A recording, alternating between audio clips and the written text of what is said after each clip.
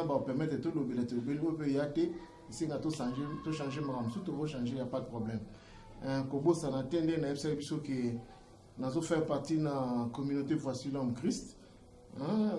Église le feu apôtre Guinecham à Banda, les lonza babenga kenda tika, et nous allons continuer tout ça là. Yango tongo midi pokwanga za précisément à Djoubou, bande umsu bazana Lagos, bande umsu bazana Angola, bande umsu bazana Kisasa et ainsi de suite. Nous allons nzambeza kokende. Alors précisément tous en Rosentelville, dans la ville à Djoubou, en Afrique du Sud, tous en Main Street 150, ainsi qu'à l'Assemblée locale Nabiso et Zoami. Alors pour le contact, nous avons plus code d'Afrique du Sud, plus 27 68 27 89 480.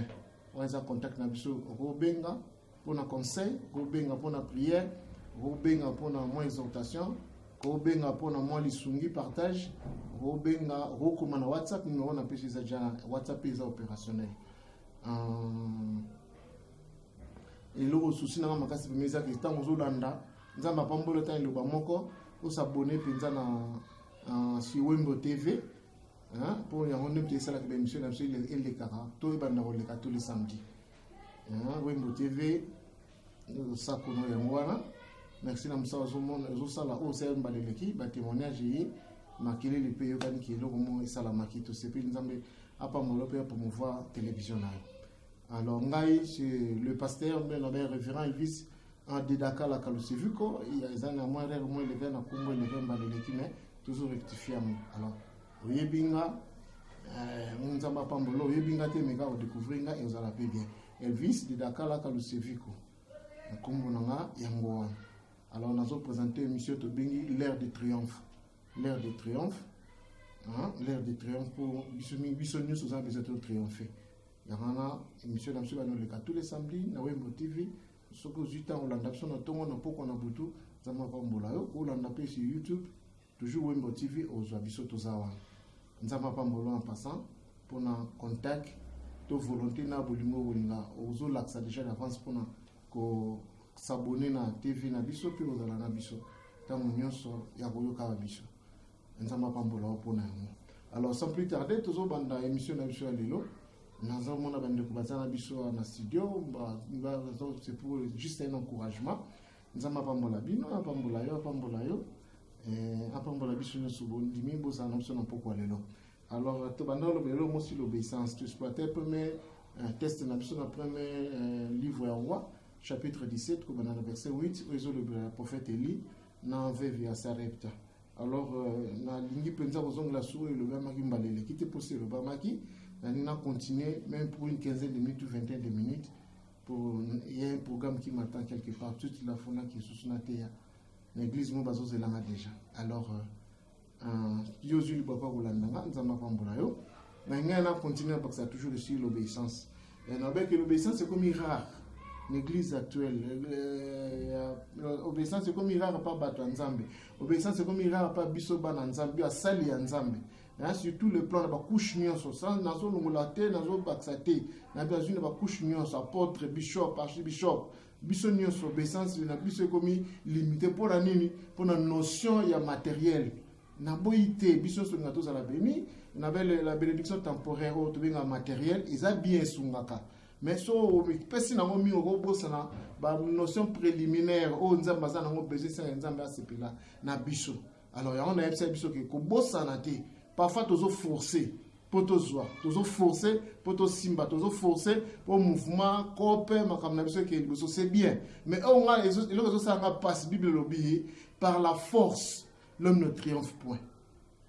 Et biso on a plein que lo ko na mo mkembale li bible par la force l'homme ne triomphe point.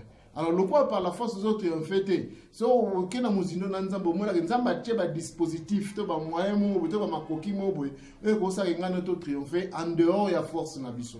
Alors parmi ba dispositif wana yanga na sepelaki to nzamba sepelaki achanga initiative wana le sur l'obéissance. Alors par l'obéissance on triompher. Na rope cet exemple mo pona ngana ba lelo ngana ba point misa tuka na lumbangu penza on dit que les actes de l'obéissance. Nangana pesa exemple ya biso na lik kangama na test na biso toza nango mosala nzamba ya biso va s'arrêter la mama ngana liana so ngana le nde yo kopambwa. En réalité, nous avons un multisystème. Nous avons un pour aller s'aner Eli. Nous avons pas laissé Eli, c'était pas un problème. Mais le vrai, c'était pas un problème de Dieu, mais le problème au niveau de Veuve. Les animés, Veuve à l'Eli trop. À Kemi, là on a un passage où Veuve, à sortir à la Veuve, il y a mis balai, à Zana Veuve, il y a bisengoté, mais il y a pas si, et à Souka Babili, à Zalaki israélite. Alors, ce qu'on a batali. So, talon bien pensé examiner test na biso bien à Luc chapitre 4 verset 25 à 26 il y avait tant de veuves dans Israël mais nzamba tali ba veuve wana soit Israël amonata veuve moko te oyo akoya ko sa volonté na ye amonata veuve moto alinga azala akoma agent ya accomplissement divin amonata veuve moto alinga asanini akokisa posa ya nzambe yana nzamba habité lo wana Israël amonité tikanga na beta na kudai pembeni yana kendene na Sidon na sarepta ayekuta na vivona alors mais nazol prolongeant au moment que pour le banini ke nzambe yesu amonaki atala bino durant la vie na chair na ngana mabele na kuta na kana femme samaritaine na puis na Jean chapitre 4 na reno singa mai meta na 5 ans mai ya pamba tala nde mo sera a répliquer ngai yango tatolika muni na ngai biso na bino toyoka na kate omoni sika msoko luka mai te omoni sika mduso ko singa mai te kaka ngai biso na bino toyoka na kate lika mango nini Yesu c'est là qui est passé oh maya pamba na sengi tela nde maman zo répliquer ngai yango Yesu atela habité tellement que baza juif tellement que baza israélite baza bourré to rempli na tradition rempli na mama ya tradition na ya nzambe habité tika na kenda ngai côté ya ba païen beaucoup na côté ba païen facilité évangile pénétrer et évangile pénétrer ezala toujours facilité ya ba bongo la motema ezalaka yango nzamba bwa kisaki ne ba veuve no c'est Israël akene ko pona veuve na ya Sarepta et simbi a obéir nzambe na bige acte ka ya obéir nzambe yango fungula ki makambo veuve na biso dans la pauvreté zaki nango fosa ko les zaki tabika sona lambi farino muketi kana nda soka na la sali gâteau to lieka ngana mwana nga match sili makambo sili wana homme de Dieu c'est non c'est pas ça la volonté de Dieu premièrement ça dans toi serre-moi d'abord servir na ngana liana na mela na lia songa na le yo mona ngo nzamba sana fina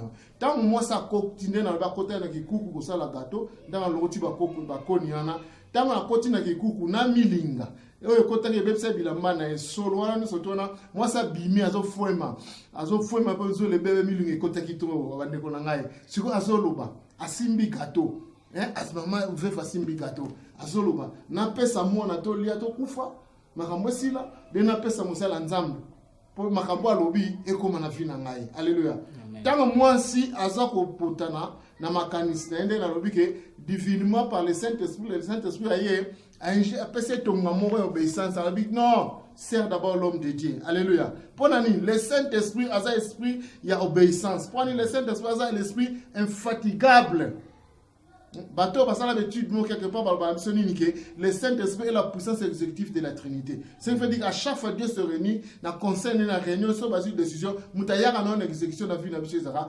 Saint-Esprit. Saint-Esprit après si moi sur fruit information donne à l'homme de sert d'abord l'homme de Dieu. La femme a obéi. Tant à servir l'homme de Dieu aller ah bon. Pour ça nzambe kokia ngana za sukunate. L'obéissance engendre toujours la multiplication. L'obéissance engendre toujours sur le punissement. Huile nanini na farine et se multiplier. Et se multiplier à cause de l'obéissance. Alors nous avons pas tout acte de l'obéissance l'andanga bien. Landanga bien peut na poko alelo saisir biloko misato et go pousser yope o zuatan hein obéir na nzambe et nzambe asala et abongisela yo banzela na auto asala makambo na yo na roleboso na lobabe tout acte de l'obéissance c'est une sémence. Pourquoi est ça sémence?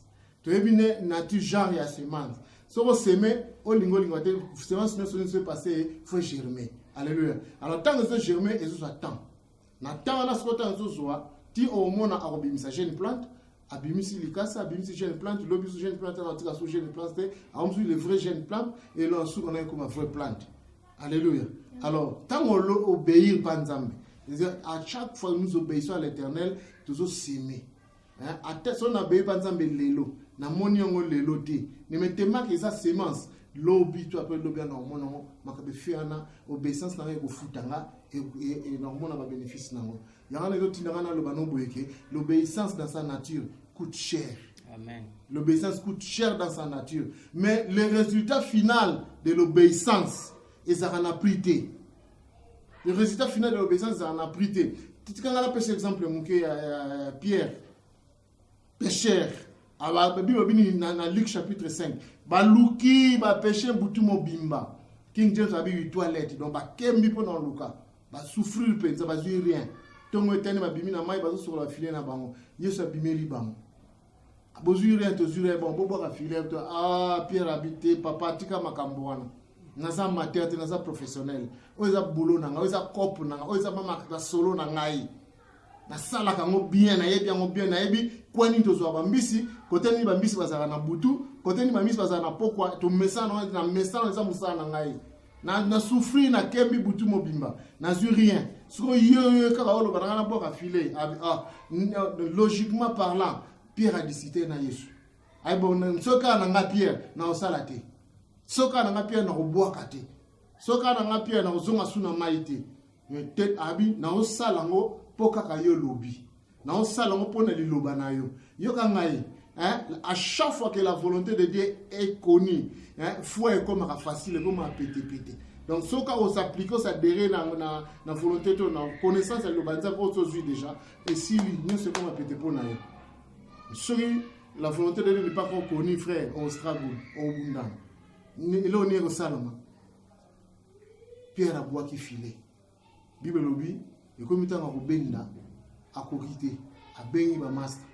Baye filet comme il pour la nini multitude na ba poisson et là on est ça la obéissance pour la nini ya bi nanga na sala on te parce que yo lobby na zo sala bien aimé zonga na vie na yo na leso zonga na vie na yo ba bi par la force l'homme ne triomphe pas mais par l'obéissance à la parole de Dieu nzamba loba no nini nzamba zo loba no nini nzamba zo yebisa nini na minute ne na loba na yo nzamba yebisa nini obéis.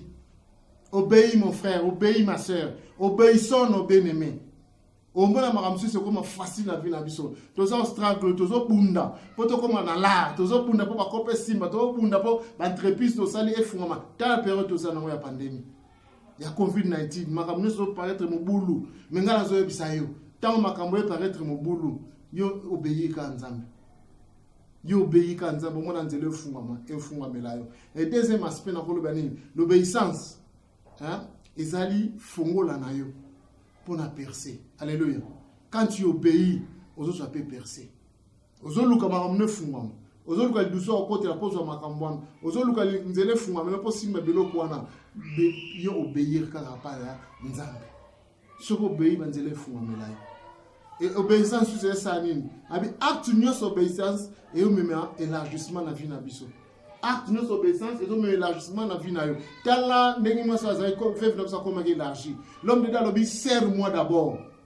Serre-moi d'abord. Pesa ngana no gâteau, pesa na gâteau ngana lia. Tant que l'homme de Dieu lia gâteau. Balbi nini où il est tikala na phase amkesa nini etondi. Farine amtikala mke na po esa nini po etondi. Élargissement.